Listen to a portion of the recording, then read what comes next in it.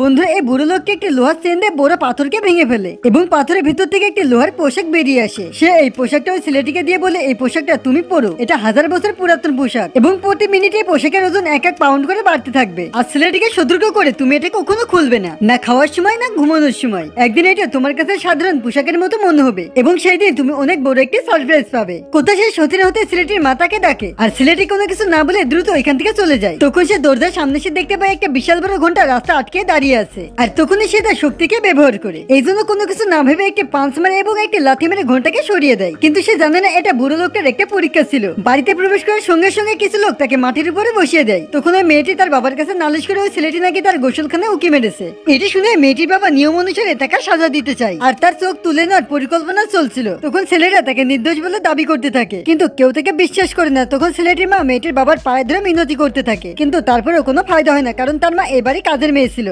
ছোটবেলা থেকে ছেলেটি মার্শাল আর্টে কমজোর এবং দুর্বল ছিল, এর জন্য কেউ তাকে মূল্যায়ন করতো না। যখনই মেয়েটির বাবা তাকে সাজা দিতে যাবে ঠিক তখনই মেয়েটির বড় ভাই ওইখানে চলে আসে। নেক্সট পার্টের জন্য ভিডিওটা লাইক করে চ্যানেলটিকে সাবস্ক্রাইব করো এবং তোমার সুন্দর নামটি অবশ্যই কমেন্ট করে বলবে।